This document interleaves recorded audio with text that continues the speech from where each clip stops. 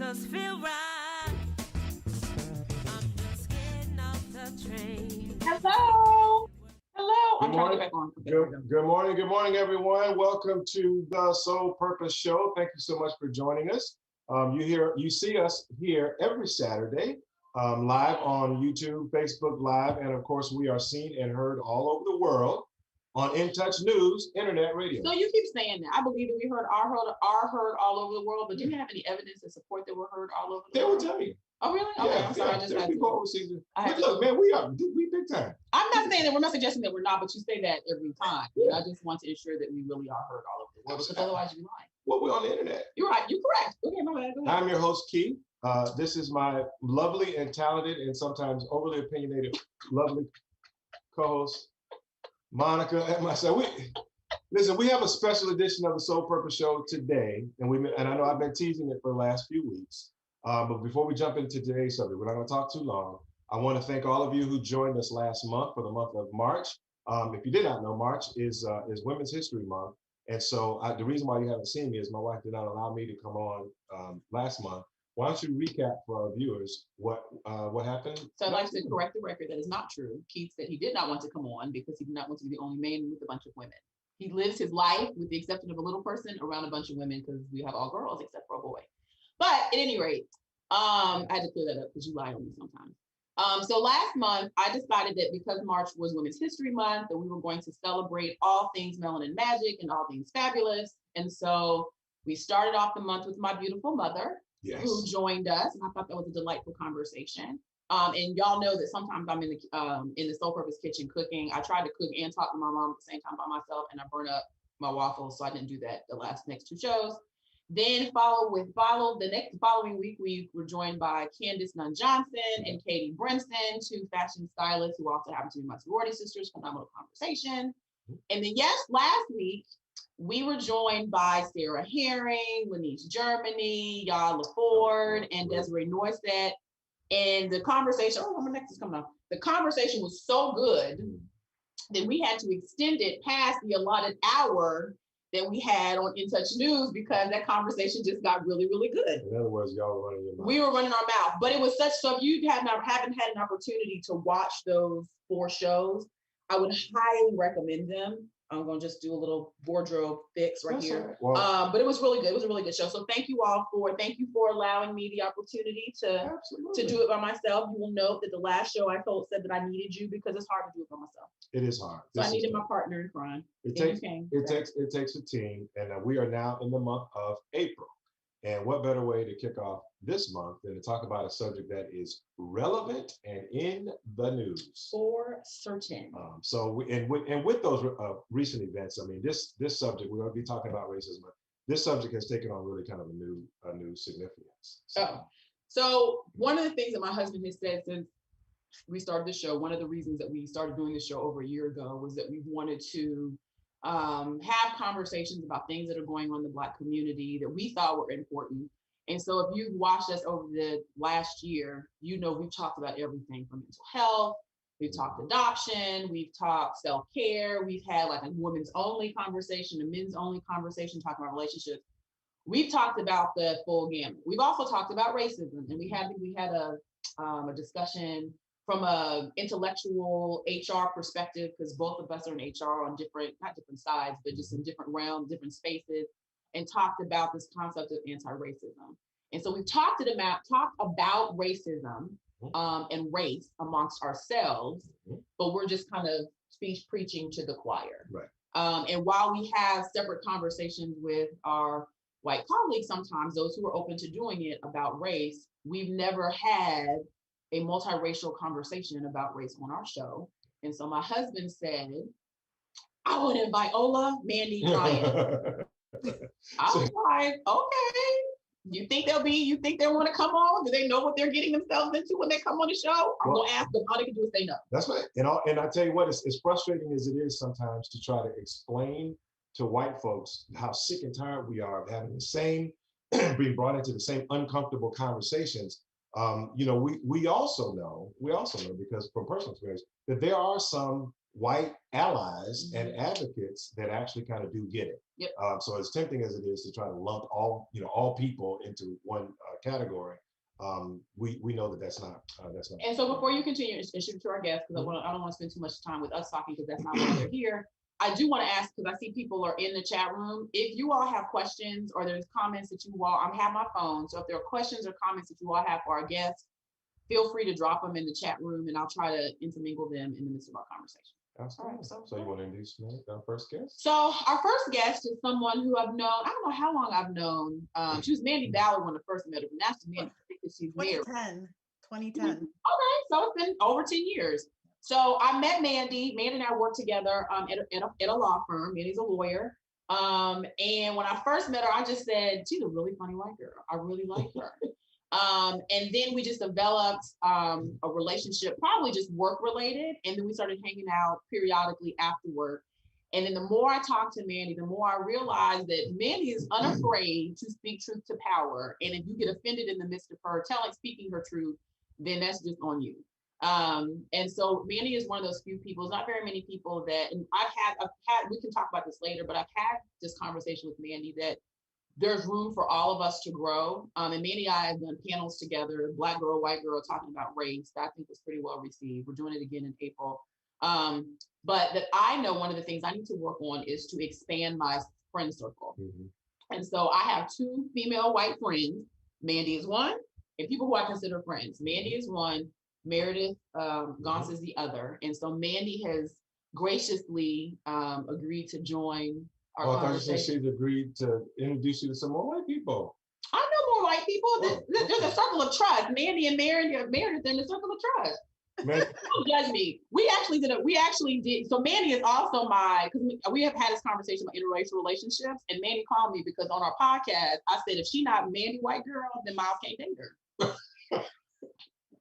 Didn't I told you that, Mandi. I heard it. Yeah. I heard it. I remember. I know. I'm famous. I have growth. There's room to grow. That's why we're having this conversation. Mandi, say hello to our viewers and tell them what you do. Hi.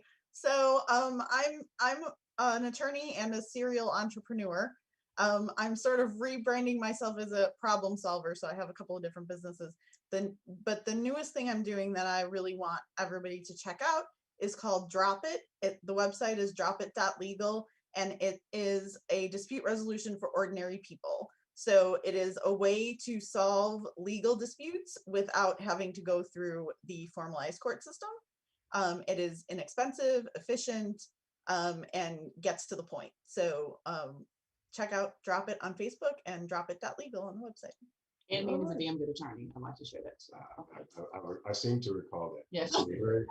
You're very complimentary. Next, I want to bring in a former coworker who we worked together years ago. And I knew he was just a little bit different when I started to interact with him, because over time, I eventually began to realize that this was someone who actually supported me in a lot of my external activities, because I was very active in the community, and it seemed like whenever I kind of needed something, I could always kind of count on Ryan. So let's welcome Ryan Niemeyer. Take yourself off of mute and tell our viewers a little bit about yourself.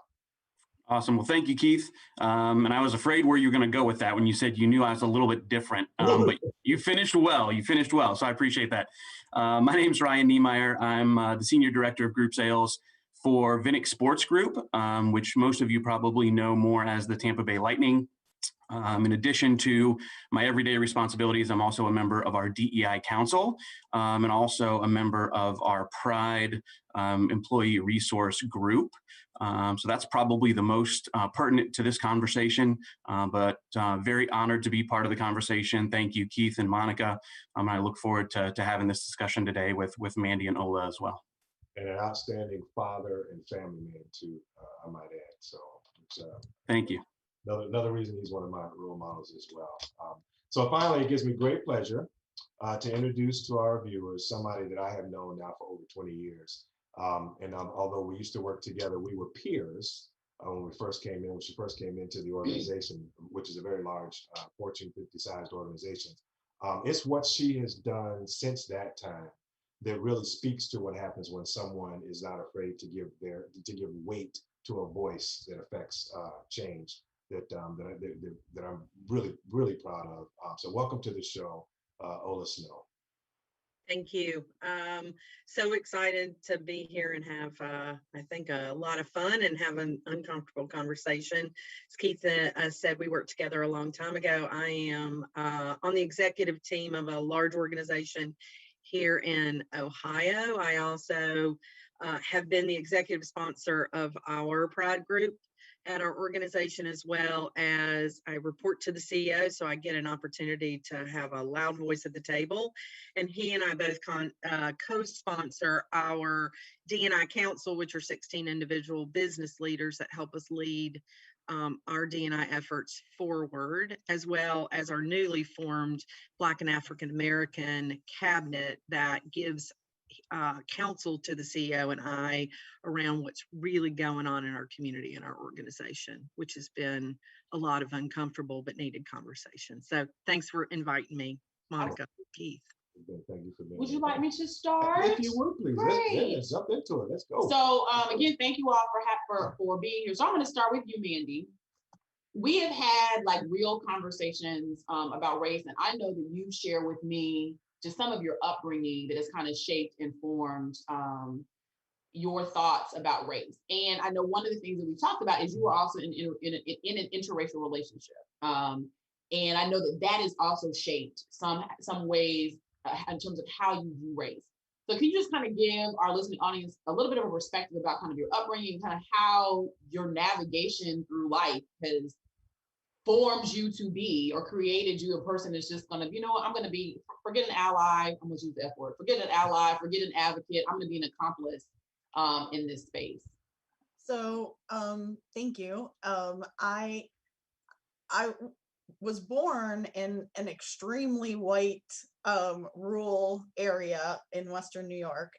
And then in like first grade moved to a more diverse area that had a lot of Asian, a big Asian community. And we had some Black students at our school, but mostly it was white and Asian brown mix of students. And so my whole life from that point on, my best friend has always been a person of color, right? So and so I didn't really, it's not something I really thought about at all until I was in middle school, and I actually introduced my father to the man that is now my husband. We were 12 years old, and when we got home from that, my father said to me, "Why didn't you tell us Corey was Black?" And I like thought that was just the weirdest question. Like, I don't know why I didn't tell you, you know, like, but I had a crush on him. I liked him, so my parents heard me talk about him and I never said anything. And so that was like the first time I really realized that it was a thing.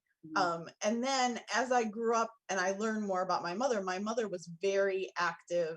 My mom was a hippie, so she was very active, and she would have been a Black Panther if she wasn't so damn pale, and wanted to have hair like Shaka Khan.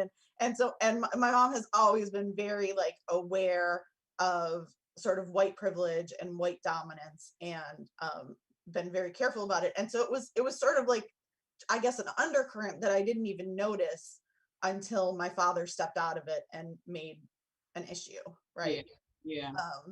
And so I think that was, that was a hard moment for both my mom and I, because, that was not who we wanted to be.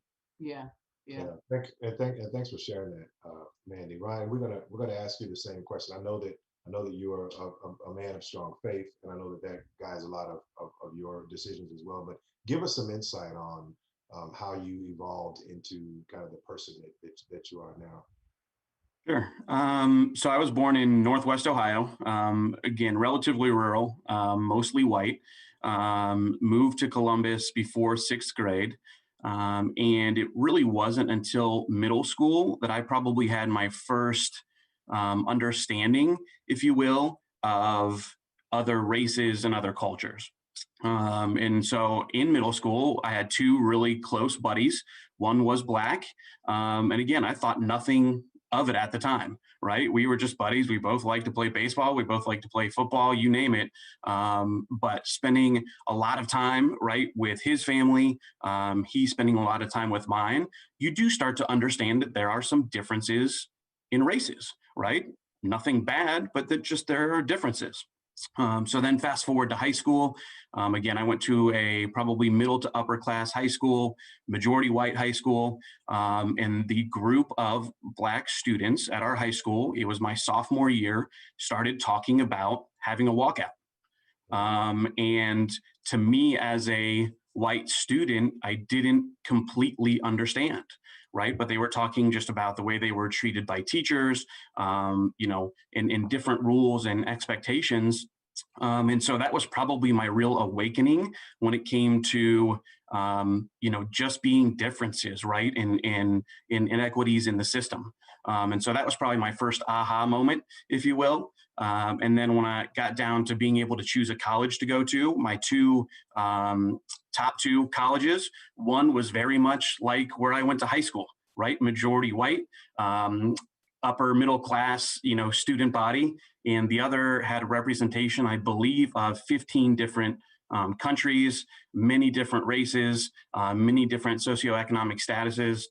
And so that's where I chose to go because I didn't want the same four-year high school experience, right? And so I look back at that time in my life and I think that decision is probably one of the best I've made because it opened me to seeing other races, other nationalities, and just other perspectives, right? And so I would say that's probably where I grew the most, right? And we can talk about, later in the show, becoming an advocate and trying to get better. But I would say that's probably my upbringing and where I first started to see that personally. I give all the credit in the world to my parents. My mom, was a social worker for most of my life. My dad was a prosecuting attorney and ultimately a judge. So I've seen probably, both sides of a lot of different situations.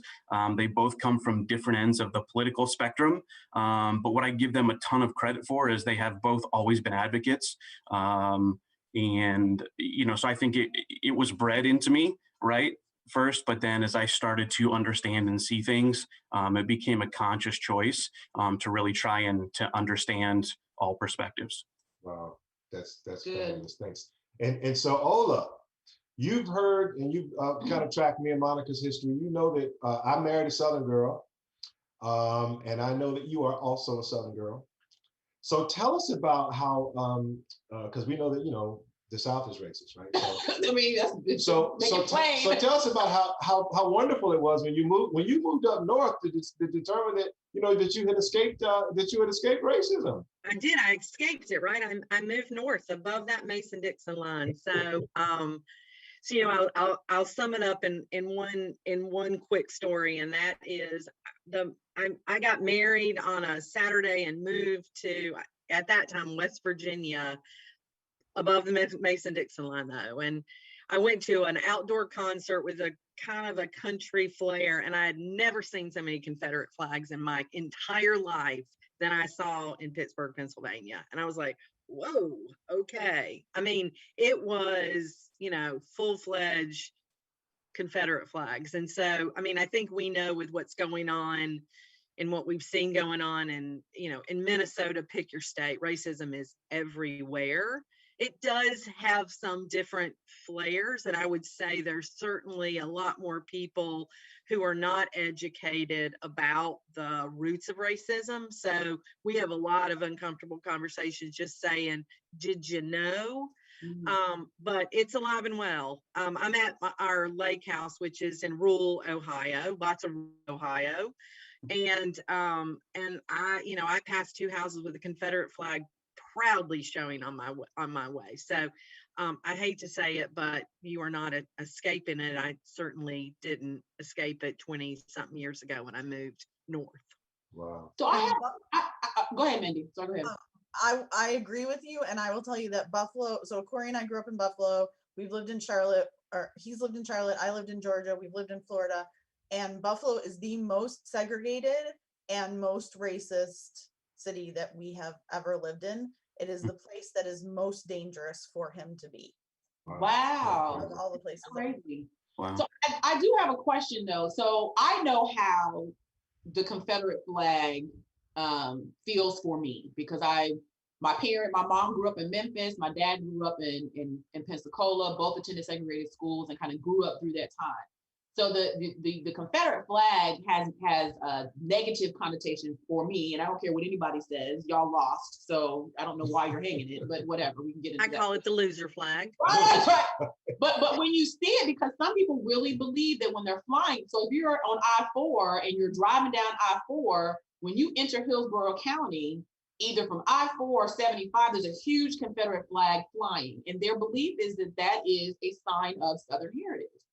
What connotation does it bother you all when you all see the Confederate flag? Kind of what goes through your mind when you see that, particularly now in 2021, knowing all of the Confederate flag means, regardless of what people's connotation means or what they believe it means. What does it mean to you all when you see it? Ryan, I'm gonna start with you. Yeah, it baffles me, right? Quite honestly, in the allegiance to the Confederate flag and the desire to fly it. I mean, the first thing that pops into my mind is slavery, right? Mm-hmm. And I know that wasn't the sole purpose of the Civil War, but daggone, it was a key part of the Civil War, right? And why the Civil War was fought. And just anytime that you are flying something that symbolizes either directly or indirectly the enslavement of people, of humans, I just don't understand it. It makes me sick, quite honestly. I don't know what else to say, right? I mean, pretty straightforward. It baffles me. Yeah. And Ola, you're from Alabama, and so you know the history of Alabama, particularly in the civil rights movement. It was probably one of the worst. It was worse than Mississippi. Very few people know that. But I was actually very surprised when you say that you saw more Confederate flags in Pennsylvania than you did, or Pittsburgh than you did in Alabama. So when you see it, what is the feeling that you get when you see it? Well, I think there are two kind of things that come to mind. One is power, because I think a lot of what we're talking about today is really a conversation of who is in power and wanting to keep that power. It's a symbol for me it's hate. We look at it. We look at it as a symbol of hate in our family, in my company. I have to come clean though, right? I grew up in South Carolina. My dad grew up in North Carolina, and my great grandfather fought for the Confederacy, and I had to come to terms with that. Now, we didn't own slaves. We can go back and track that. And I can remember my kids being so oh, Mom, I can't tell my friends that. So I had to come to terms with that. So honestly, Monica, it baffles me like Ryan. And I actually say to people in the North, this is like fighting, Ohio, West Virginia, Pennsylvania, they fought for the Union. That is literally a Union, a loser flag that only flew for 5 years. I mean, I think if we go back and look at that flag and what it stood for and all of those things. So, those are things that I've had to, come to terms with as, my heritage but I look at it I look at that flag not as my family history, but from a history of power and hate. Wow. Me the same question. So for me, I mean, it makes me real angry and disgusted and sick to see it. And I have a much more visceral reaction to it than Corey does. And for him, he actually likes knowing who is on what side, right? So he sees the Confederate flag, and of course he doesn't think oh, good, it's a Confederate flag, but he does think, I know I'm not gonna mess, I'm not gonna mess with those people. I don't want to be around those people.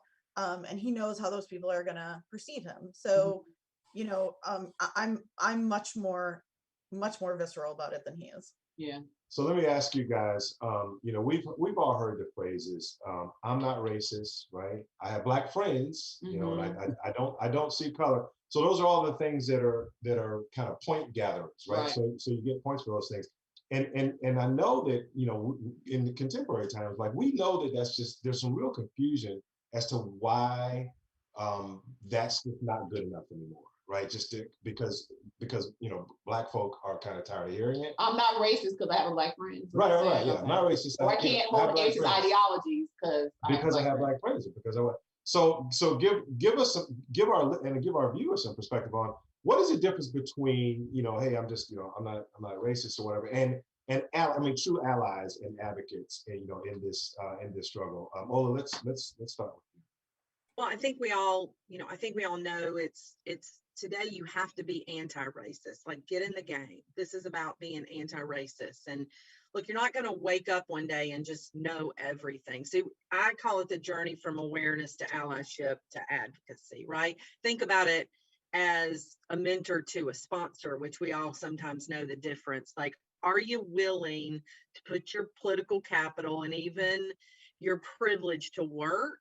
That's to me around, you know, being anti-racist, and then getting out and doing something about it. Don't do something about it without knowing what you're doing. We don't need that. We don't need a bunch of, you know, what I call uneducated white people that just want to go out and fix everything. So I call it can you go out and listen and learn and then act and use that privilege? But I do think it's the difference of driving change, right? Is to be an advocate, to be anti-racist is honestly, what are you going to do about it? And in what situations, which I think we'll talk about, what situations, what does that mean for you, right? What does that mean? What is doing and speaking up going to do? So I think for us and at my organization, we have to understand what are the barriers that are keeping people from literally thriving. And that goes with listening, looking at your data. I mean, literally get in the game so that you can see life through a different lens because it's out there. So I have a question I'm posing now. I know we have 5 minutes for break, but this question has come up a couple times in the chat room. And Mandi, you touched on it about the first time you were aware or made aware of differences when your dad asked that, well, why didn't you tell me that Corey was Black? And so I know that although you've inboxed me about just kind of some of the things that white folks will say, I'm interested in knowing how you all navigate that, because you all are in spaces, and this may be one of the questions that you have further down, but you all are in spaces and in groups where we're not present. And so I'm going to assume that in those groups and in those spaces, there are people who are saying things that at your core, you know that if someone else heard them say it, somebody's going to say you were racist, or that's probably not the best thing to say. How do you navigate this space? How do you challenge? I've seen Mandi challenge people publicly, which is why she's there's no question in my mind. If Mandi sees it, she don't care who it is. If somebody says something, Mandi is calling you out and saying, excuse my language, you're a dumbass. And she said it publicly. But how do you navigate that space particularly if it's a family member or a really close friend? How do you navigate that space? Did that question make sense? It does. It was a long. My husband fussed at me about a long preface, but no. I'll give you a couple of things. First of all, let me say this, and I got this from. I have some very close truth tellers that I can go to and ask stupid questions, and I had this. First of all, best advice somebody gave me is don't try to plow a dead field.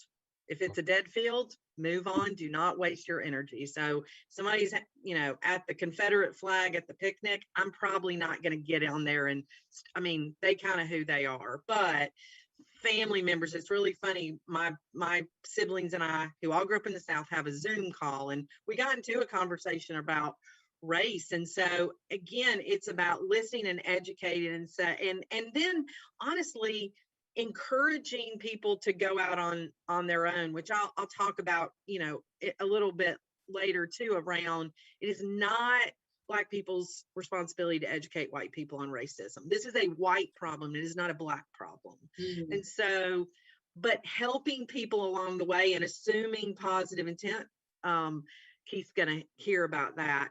He's heard that from somebody we used to work with, always assume positive intent.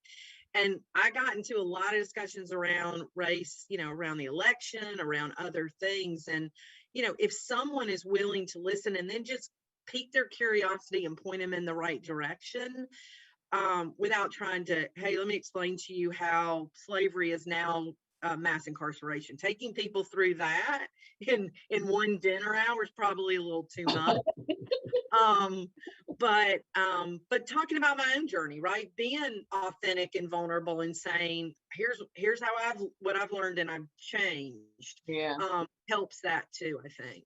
So we're gonna go to a break. When we come back, I want to hear same question, and I would love to hear Ryan and then Mandy's response to that. So we're gonna. And then the other thing, and we're talking about racism today on the Soul Purpose Show, but the other thing we're gonna talk about when we come out on the other side is what I call kryptonite. I call it white supremacy kryptonite, and we're gonna share with our viewing audience what I'm talking about. Ooh. So we'll be back after our break. Wherever we go, we about to bring on the positive vibe. Wherever we go, we are gonna do what makes us feel right. I'm just getting off the train. Welcome to Calvin's Barbershop. You all got to see this. I don't even want to know what you're looking at on that phone. Well, you should. I was learning about the dangers of high blood pressure and that we need to get ours checked regularly. High blood pressure can increase the risk of heart attack or stroke, but this text program can help keep it at a healthy range. Just text Barbershop to 97779 to sign up. I'll get right on it as soon as I'm done with this baby panda video. Text Barbershop to 97779. A message from the American Heart Association and the Ad Council. It's important to plan ahead for emergencies, like the storm. When it kicked in, we had a plan. We were able to get in touch with each other in no time. How to find each other. The whole experience was the fine. most frightening 10 hours of my life. If there's one piece of advice I'd offer other moms out there, it's to stay calm and keep to the plan. Some parents plan ahead, some don't. Make sure you know where to find your family in an emergency. Start your plan at ready.gov. Brought to you by FEMA and the Ad Council. It may be hard to believe, but people just like you are already saving money. FeedThePig.org makes it easy. Their simple savings plan teaches you how to start saving without going overboard, so you don't need to start foraging wild berries. I was skeptical, but these are actually pretty good. You don't need to sell your soul to the devil. $15 is the best I can do. You just need feedthepig.org. Don't get left behind. Get tips and tools at feedthepig.org. Brought to you by the American Institute of CPAs and the Ad Council. Welcome to Calvin's Barbershop. You all got to see this. I don't even want to know what you're looking at on that phone. Well, you should. I was learning about the dangers of high blood pressure and that we need to get ours checked regularly. High blood pressure can increase the risk of heart attack or stroke, but this text program can help keep it at a healthy range. Just text Barbershop to 97779 to sign up. I'll get right on it as soon as I'm done with this baby panda video. Text Barbershop to 97779. A message from the American Heart Association and the Ad Council. When it comes to reality radio, everyone is a star. I know that's right. On your smooth soul and R&B station. On the World Wide Web. Access granted. In Touch Radio. Wherever we go, we about to bring on the positive vibe. All right. I love my husband so much. Monica, you're on mute. We have not gone back live. Let the producer produce. You write the script and you engage our guests. Let me do my job. Thanks for tuning in, everyone. You're on the Soul Purpose Show. We're talking about racism. We've been teasing this for weeks. Actually, for a year, we've been telling y'all. Monica and I, we actually know real white people. and I know some of y'all, people probably didn't even realize that we were telling the truth, like, because we've had all black guests. This is a special edition of the Soul Purpose Show. We have three close friends of ours breaking down what happens on the other side. And you were in the middle of asking a question, asking our guests to weigh in because it was in the chat. Right. How do you guys navigate the space when you are not, or when people of color are not around and you're in circles where people are not being particularly in this climate? And Ola kind of touched on it. This has been this last year, and we're going to get into George Floyd and the racial reckoning. But this year, with the election and everything that happened, I know that I've seen on Facebook, where I've seen in other groups that I'm in, where it's predominantly white women, that they're saying that they had to take off, cut off family members or cut off friends just because it was clear. This year was eye-opening for a lot of people in terms of kind of where people stood. So Ryan, same question. How do you navigate that space? Do you challenge a person then, or what do you do? Yeah, no, it's a great question. And it is difficult. And Ola, I thought it was interesting when you were talking about don't plow a dead field. I may not be as further along or as smart. Maybe I haven't realized it yet. I'm still plowing some probably dead fields as I look at it, or at least trying to. It is difficult, right? And, I think the easiest thing to do, right, and we're hearing about it from all sides right now, is when somebody doesn't agree with you, right, just tune them out, right? Like, I'm going to unfriend them, I'm going to mute them, or whatever it is on social media that you can do.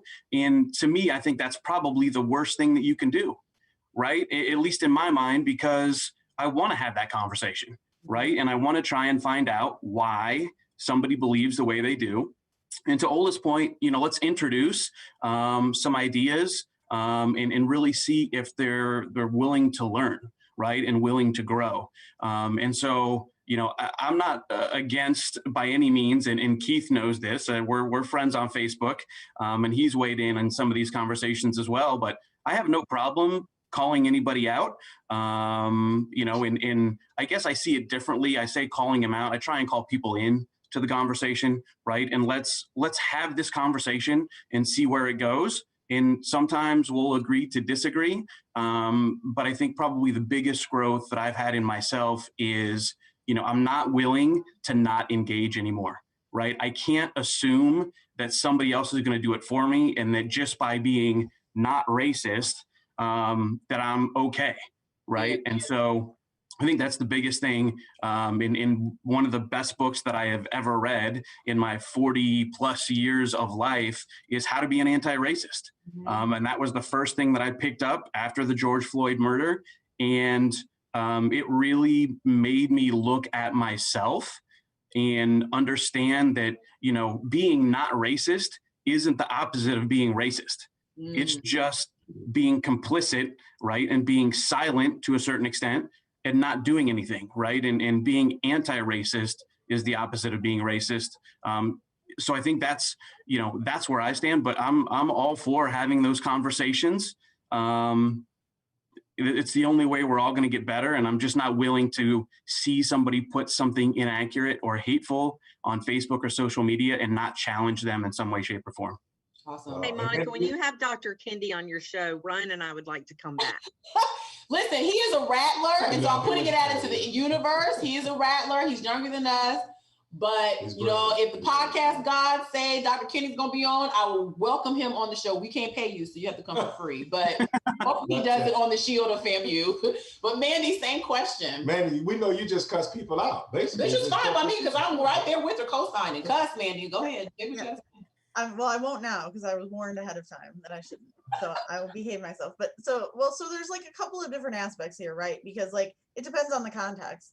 But I will say, dear white people, if you have ever said I'm not racist because I have a black friend, you got a problem. We need to talk. Like, hit me up. We're gonna have a conversation. What that is tokenism, right? Mm-hmm. That is using your black friend that you are professing like or love for as a token to allow you to say things that you shouldn't be saying. Oh, that's good. Right? Like that is what's happening. You know that what you are about to say is going to offend someone of color. And so you are prefacing it with, don't be offended. I'm cool. Black people like me. Wow. Right? And so when I was in college, I went to FAU, Florida Atlantic University, which is fairly diverse university. And at one point I met some kids from Lynn University, which is the private school down the road, not at all diverse, right? And I swear I met a guy who showed me a picture of the black guy in his fraternity to prove to me that he was not a racist. Like this was back before our phones had pictures in them. So this guy had a picture in his wallet of his fraternity with the black guy in the middle. I'm not kidding you. That's actually 12 points. Like, That's 12 points. and I was just like, I don't, like, I didn't even know how to respond to that because it's so stupid. Like, it's so bizarre. What, okay. And so tokenism makes me very upset. And I see people that we grew up with that try to tokenize my husband. That is very upsetting to me. And one of my good friends and one of my husband's best friends from growing up, her and I make it our mission to take on people that do that, particularly to Corey, because we love him and we're not going to let that stand. And it has led to some very big fights and some deleted friends and blocked friends on Facebook. I sort of agree with the don't plow the dead field thing.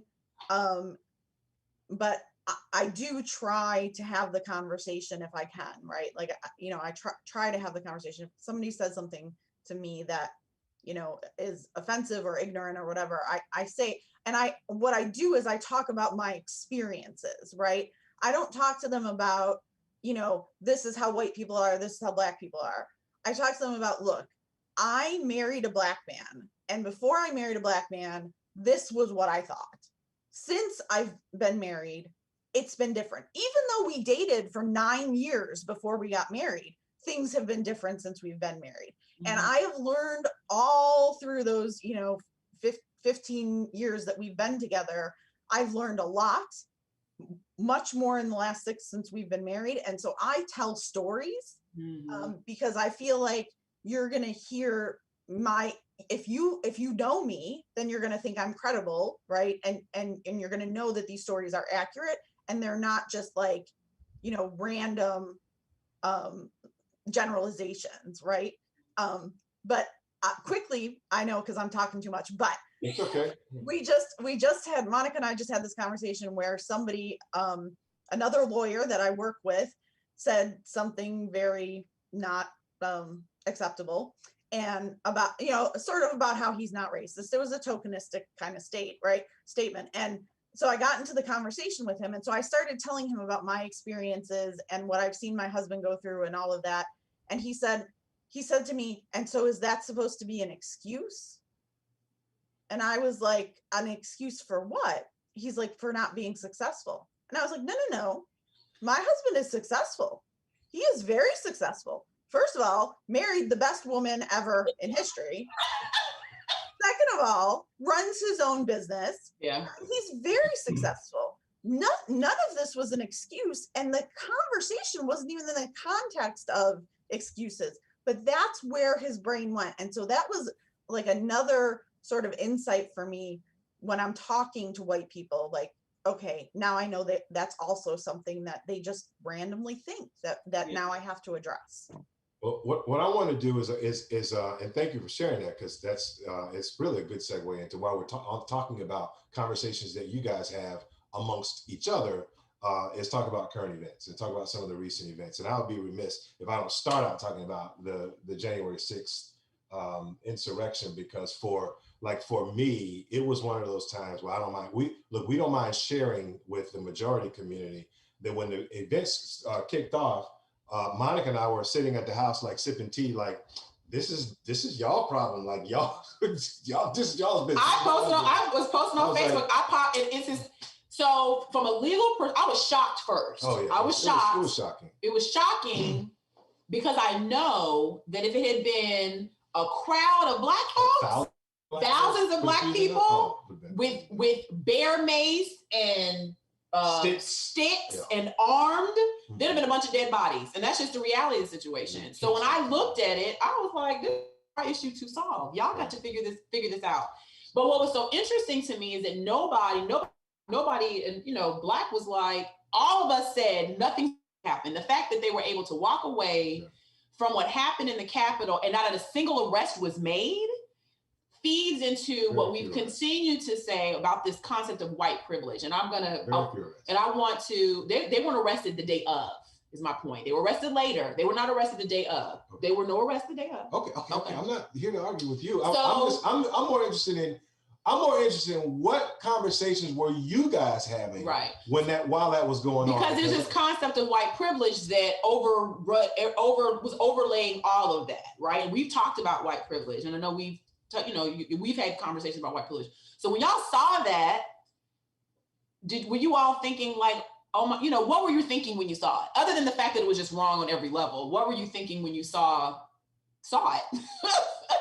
I will, maybe this is the progress that I think white people have made, is I had about 20 colleagues call me and said exactly what you said, Monica. If that was Black Lives Matter, they'd be hauling people off to jail. They'd be beating people. The National Guard would have been there well before they even showed up. So maybe that's a little bit of progress. We were having the same conversations. Now, the people I tend to, those people that call me are kind of like-minded, and we've been on this journey together. So, but we were having the same conversations on, holy smokes, this is crazy, and this is just about oppression and power. Yeah. And if that was a Black Lives Matter, those literally people would have been beaten and dragged off to jail. Absolutely, Ryan. On in the moment. Yep, in the moment. It wouldn't have been a delay. Ryan? No, I agree with what both of you have said. What amazes me, and when you look on Facebook, social media, and those folks that I'm friends with and engage with, how vocally outspoken they were about when, after George Floyd's murder, all of the people, everybody was rioting and looting, right? Everybody was. It wasn't protests with some looters and some rioters. It was everybody is rioting, burning things, you name it. And those same people after January 6th were like, most of them were peaceful, right? Most of them were peaceful. It was just a couple of them that were, beating police officers or storming into the Capitol, right? Most of them were peaceful. And that's the part that just, you can't look at that and then say, white privilege doesn't play a part in that, right? And Ryan, let me interrupt you, because I had a lot of before January 6th conversations with my white colleagues, and have brought up lots of pictures after World Series, after Penn State, Joe, the statue came down in Paterno, and they rioted and burned couches and broke into businesses. Nobody talks about all that stuff that happens after a good old, Super Bowl win, right? Mostly white people being destructive. But I even hey, what's the difference between this picture and this picture, except the color of people's skin, and that you got a Super Bowl trophy in your city? For sure. The other thing that I want to point out is, if you look at, so one of the things after George Floyd, I do want to touch on that. Jump in. So after George Floyd's murder, I'm gonna call it what it is, the protest for Black Lives Matter, the Black Lives Matter folks were peaceful. It was other folks that came in that were not associated with the protest that were destructive. But what they did was those folks that were, kind of on the, he should have complied, or it's Antifa, or whatever that space is, were trying to link what was a peaceful protest. And I would share that primarily the people that I saw that were protesting were white folks.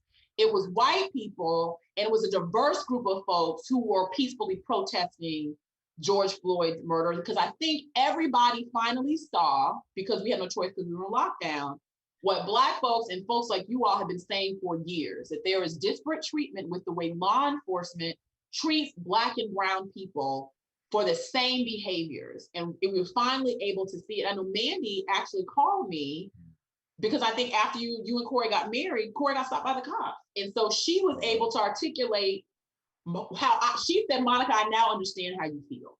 So I felt every time he leaves the house, I have to say a special prayer over Keith, because I don't know. You don't know if he gets pulled over, kind of how a cop will be feeling that day. And Mandi has a special appreciation for, because she's married to a Black man. So I know I interrupted the conversation about how you were feeling on January 6th, but man, I want to hear you since Ola and Ryan were able to touch on it. Okay. Do you want me to? Whatever you want to talk about. Okay. So the January 6th thing, I will say I was not surprised at all. I was kind of like what Keith said, you know, sipping my tea, going like, yeah, y'all deserve this. This is what happens. And I'm not surprised.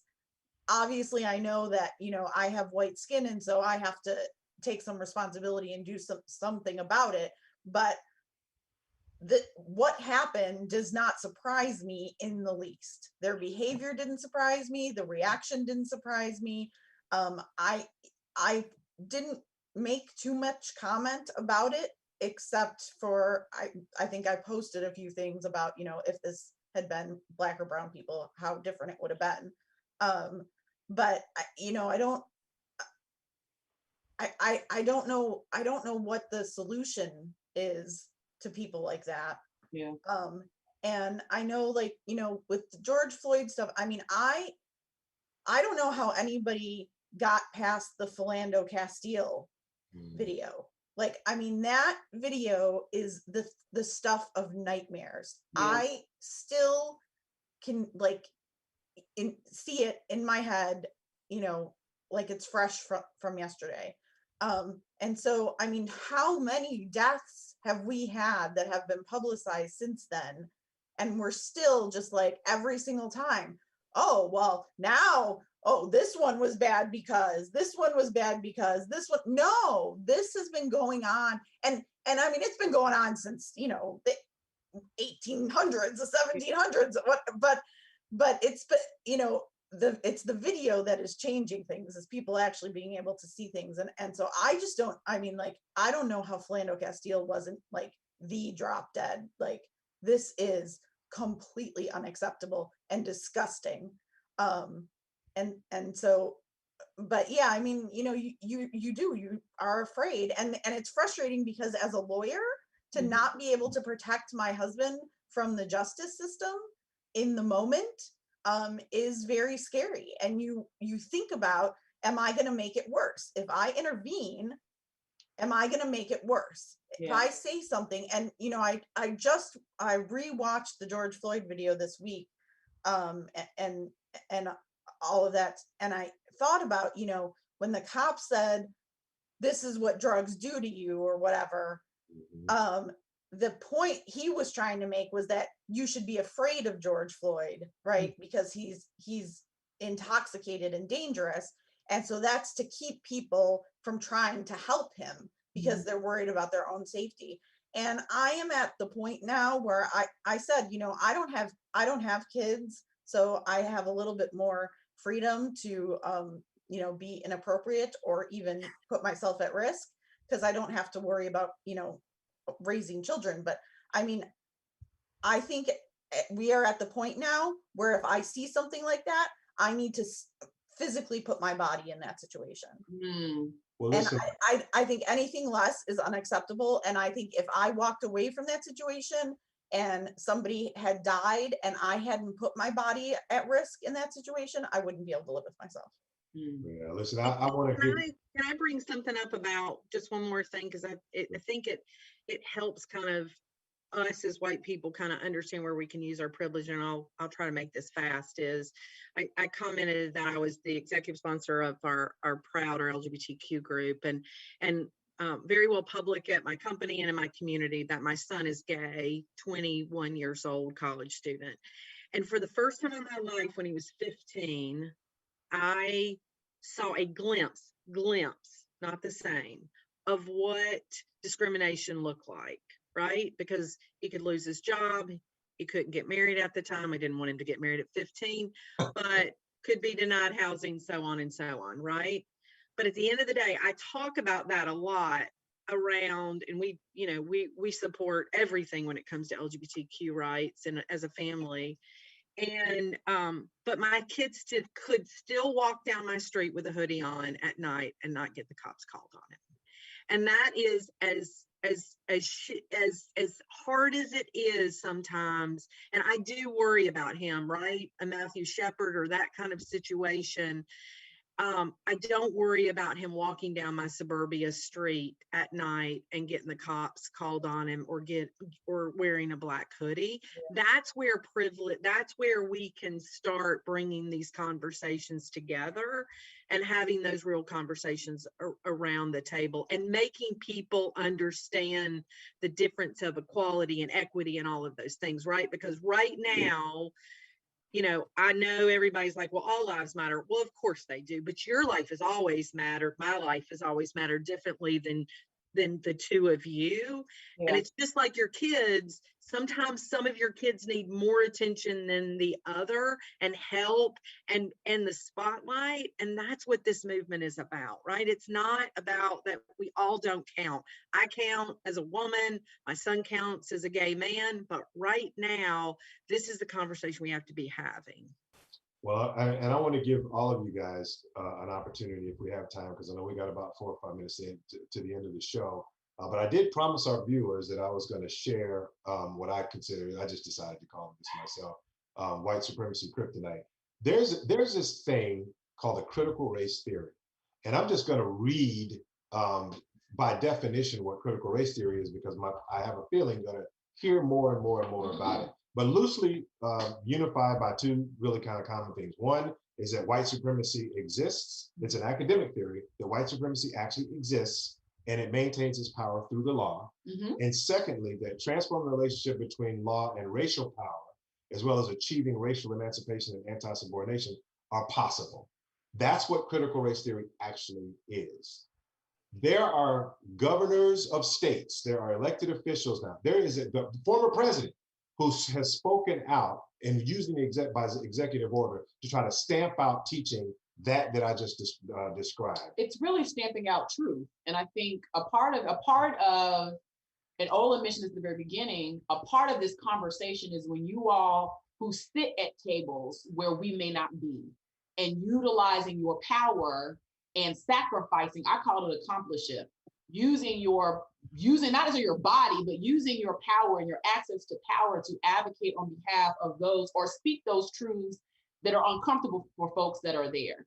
Critical race theory is saying, not recognizing that this country was founded upon slavery. That's how this country made its money. That's truth, right? That doesn't mean that we're still there, but those are truths. And so I want to ask you all, because Ola, you mentioned it. I'm going to start with Ryan. I know how 2 minutes ago, how you all use your power in your spaces to be advocates, to be accomplices. Ryan. Great question. And I would say, you know, with our DEI council here, which came in full transparency after George Floyd's murder. Right. And so it was necessary. We'll put it that way. And finally, I think our organization is to the point where we're ready to learn, which is good. But it's having those conversations internally and driving education internally, but being willing to lead conversations. I have many, coworkers who would say, even though they're in leadership positions in their department, I don't feel comfortable and I don't feel qualified having these conversations. And I get it. And I have told them, I don't always feel comfortable either. And I'm certainly probably not the most qualified. But we need to have those conversations. We need to make sure that our employees can come to work and show up and be their whole selves and be comfortable. And we need to learn, we need to get better. And I think Ola mentioned it earlier, we need to educate first ourselves and then start talking about how we can make a difference. We just can't sit on the sidelines anymore. And I think I listened into another panel discussion of some Black professionals in the sports and entertainment industry. And one made a great point, and it's brief. But it said, white people need to understand that we as Black people don't hold them responsible for the system that has been created. It was created before all of you, right? It's not your fault. Your privilege, we don't hold you responsible for. It's not your fault.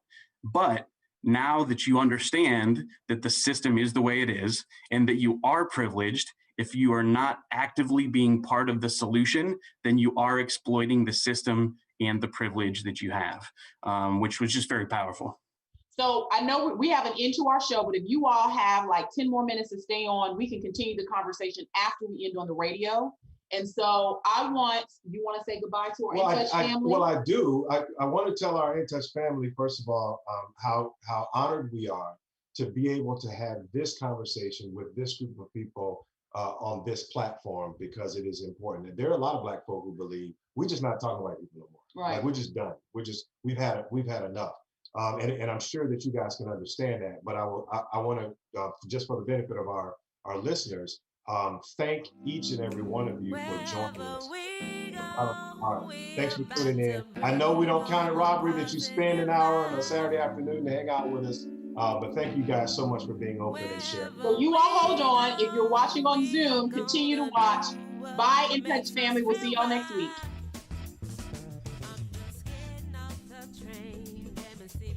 Work all day. I just want to kick back and relax my feet. You got my attention now.